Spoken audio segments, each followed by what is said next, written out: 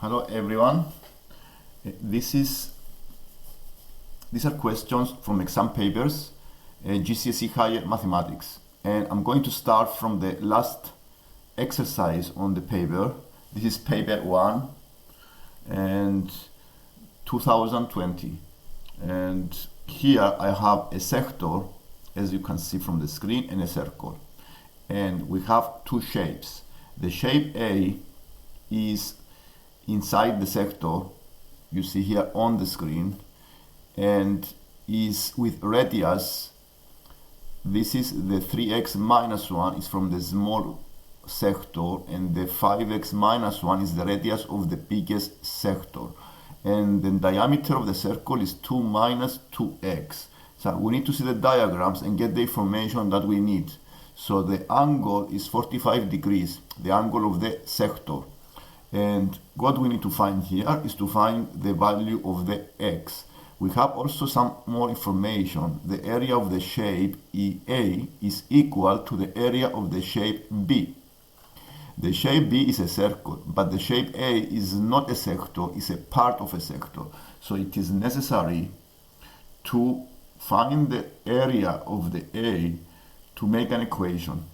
And the area of the A is the area of the sector, the whole sector, minus the area of the smaller sector on this with radius 3x minus 1. We already know that the area of the A is equal to the area of the B. So this enables us to make an equation because we know the two areas are equal. And this is what I did here. It's necessary here to know the formulas of the sectors and circles. The formulas for the circles and sectors are related with just a proportion, because a sector is a part of a circle. We take a proportion based on the angle of the sector.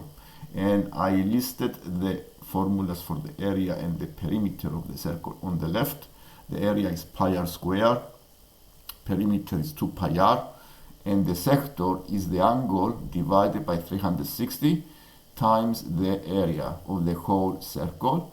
And for the perimeter of the sector is the arc length, the perimeter means the arc, is the angle of the sector divided by 360, and then we times by the perimeter 2 pi r. And I prepare here the equation above. Here you see on the screen. I did 45 over 360. This is the angle of the sector times the pi times r square. I use the whole area, the whole radius of the circle, which is 5x minus 1.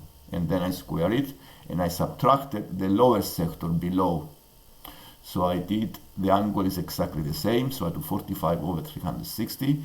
The radius of the smaller sector is 3x minus 1, bracket square. Subtracting these two and simplifying the fractions, cancelling the pi's as well, because I can cancel the pi symbols by division. I have a simpler equation that you can see below. And below you have a simpler equation, 1 over 8.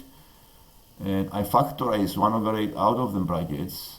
And then I expanded the brackets, simplifying the terms, and I ended up with a quadratic that you see below. 8x squared plus 12x minus 8 is equal to 0.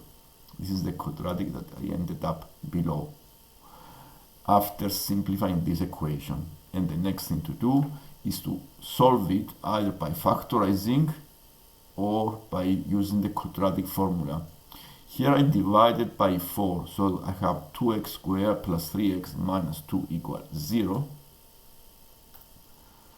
And what I did next is to factorize this quadratic, and the method of factorizing is trying to find two numbers. The sum is plus 3 and multiplication minus 4. 2 times minus 2. The two numbers is 4 and negative 1. I separated the 3x in using these numbers. So it's 2x squared plus 4x minus 1x minus 2. And then I start factorizing in two groups. And this gave me the brackets you see below, 2x minus 1 times the x plus 2. And here, obviously, the two solutions are a half and negative 2. Because x cannot be a negative, x is a distance, and the distance cannot be negative, we take only the positive value, the classic half. And this gives you the answer of this exercise. The next exercise here is on vectors. This is number 21. Vectors. And in this exercise we have a triangle with vectors. P is a midpoint and Q is also a midpoint of these vectors. The vector FD is A and the vector FE is B. And what we need to find here is to prove that the PQ is parallel to the FE. And we start from how to show that two vectors are parallel. We start from this requirement, how to show that the two vectors are parallel. What I wrote on the screen here is two vectors are parallel if they can be expressed as multiples of each other. If I can be able to make equations and express them as multiples of each other, this is a proof that they are parallel. For example, if I write PQ equals a scale factor K times FE, this is what I'm going to find. So I prepare the equations using the triangle rules of addition of vectors because I have triangles. And I have summarized here the rules, these two rules. It can be the triangle rule or the quadrilateral rule. There are two rules of addition of vectors. With the triangle rule, we have three vectors that we can add them in this way. The AC is equal to the AB plus BC. There are three vectors that make a triangle. So we prepare this equation. For the quadrilateral rule, we have four vectors that make a quadrilateral. And the equation that we have here is the AD is equal to the AB plus BC plus CD. So here we have four vectors that make a quadrilateral. Now, because we have a triangle, we can use the triangle rule. PQ is equal to the PD plus DQ. Because the P is a midpoint, and also the P and D is opposite direction of, yes, we need to use the vectors that given in the exercise. The FD is A. And now the PQ is half A because the P is a midpoint. Okay, the P and D is going this way. So we have to check also directions, and direction is going to this one, and this is, we take this going to this, and then the P and D is a half A, and the DQ. To find the DQ, we don't know the side, the vector DE. So we go and find the vector DE by using the rules of addition of vectors. And I use a triangle DF plus FE. Then DF is negative A and goes in the opposite direction of the A, and the FE is a plus B. So then DE is B minus A. Once I found this vector, then I take half of this vector because then Q is a midpoint, and also it has exactly the same direction of the other vector, so I take half of B minus A. And what I'm going to do next is to combine these two and simplifying to give me half B. So the PQ is half B. We found the PQ. What we need to find now is the FE, which is given in the exercise, the FE, and it's very clear here that if the FE is B and the PQ is half B, they are clearly multiples of each other and with a scale factor of a half. And this proves the exercise. Okay, so what we need to remember here are two vectors are parallel if they can be expressed as multiples of each other. And this is, and then you prepare equations to show them and find the equation and to prove. You prepare the equations using these two rules, triangle or quadrilateral. The next exercise is simplifying a fraction with square roots. And if you see a big number with square roots, is necessary to simplify it. For example, to write the square root and a square number times any other number. For example, 180, I can write this as 36 times 5. and 36 can be written as 6 square root of 5. I replace this with the 6 square root of 5, and then I use the method of rationalizing the fraction and denominators. The method of rationalizing the denominators is based on the identity of difference of two squares that I have written here. A squared minus b squared equals a minus b times a plus b. Because I want to have exactly the identity on the denominator, I times both numerator and denominator by the a plus b. So I times by 5 root 5 plus 5, and I do this on both of the numbers, numerator and denominator. After that, the denominator is exactly the identity I have here, the a squared minus b squared, which means I can replace the two brackets with the a squared minus b squared, and if I square the square roots, I cancel the square roots, and what I have is 125 minus 25. And the denominator is 100. The numerator I times in brackets, and after you times in brackets, you found the exact answer.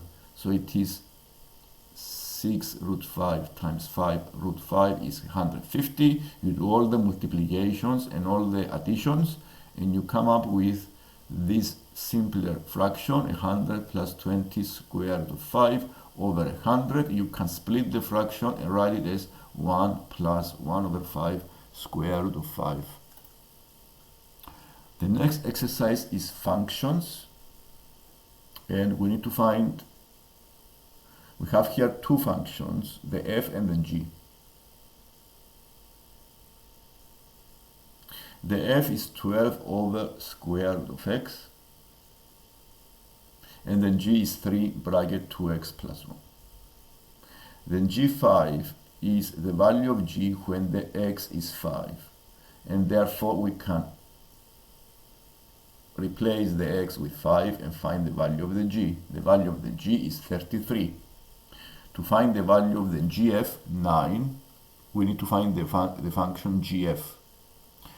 To find the function gf, we need to put the whole function f into the input of g. Okay, the input is the x. Input is the x, and the output is the y. In this case, the y is the g. So the output is the y and the input is the x. So I go and put the whole function f into the input of g, and then I replace the x with 9. So the gf is 6 bracket 12 over square root of x plus 3, which give us 6 bracket 12 over 3 plus 3, which give us 27. So we put the whole function of f into the input of g. The next is to find the inverse function. The inverse function is the opposite function, which can be found very easily by make x the subject of the function g. The function g is 6x plus 3. I make x the subject by using the inverse. So I have 6x is y minus 3, x is y minus 3 over 6. So and then I replace the x with the inverse and the y with the input, the x. And then this is the inverse function. To find the value of the inverse when the x is 6, we replace x with 6 and find the value of a half. Find the value of a half. The next exercise I have here is proportional data. The direct proportion is related with an equation, x equals k square root of y, because it says x is proportional to the square root of y. And we need to see here in this exercise what is the percentage increase in x when I increase the y by 44%. To make the question simpler to solve, it's a good idea to put numbers. Okay, so if I have a starting number and another number that is 44% greater than the original number, then I can find this change quite easily. And to find the two numbers, you may use any number as long as they satisfy the condition. The second need to be 44% more than the first one. In this case, I use the 100 because it's an easy number to work on. And I increase the 100 by 44%. I found the multiplier is 1 plus the percentage, which gives us 1.44, and I times 100 by 1.44, and this increases the value of the 100 by 44%, and this gives us 144 as an answer. Then, once I put the original values is the 100, and the new value is 144. Okay, we have two values for y. We use these two values into the equation and then see the value of the x. So if I put the x equal, the y is 100, then I have x equals 10k. And if I go and put the y is 144, I found the value of the x is 12k. And to find the percentage change is very easy using the formula, the difference between the two. So I subtract the two, 12k minus 10k, and divide by the original value, 10k, and this gives me the percentage change, 1/5 or 20%. This is another topic. On number 17, we need to make the f the subject. This can be answered very easily by making f the subject. By cross multiplication, you can separate the fraction into two, separate in one equation, like I have here, then expand the brackets and then factorize, because I have two f's. You see I have one f on the left, another f on the right, and the f is df plus 3f. So here you need to factorize and then divide by d plus 3, and then you make f the subject. And finally, this is the straight line. It's questions on straight line, and finding the equation of a straight line that is perpendicular to another line and passes through a point 9,5. And I make a sketch here of the two lines. They are perpendicular, and the second line passes from the point 9,5. Because we know they are perpendicular, we need to use perpendicular condition to find the gradient of the second line. We don't have the gradient of the second line.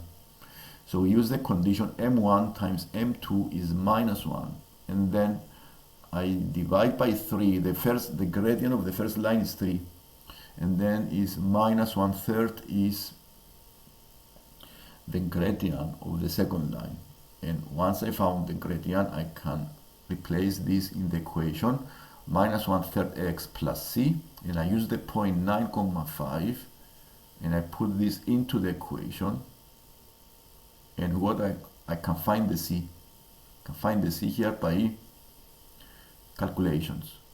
Okay, so 5 plus 3 is 8. Okay, so and the c is 8. So the equation is y equals 1/3x plus 8. This was the lesson today. If you like the lesson, please subscribe, and to see more lessons like this one, I post different videos on different levels in mathematics. And yes, and give any comment. If you have any comment on the below, you can write any comment. Thank you for watching. Bye.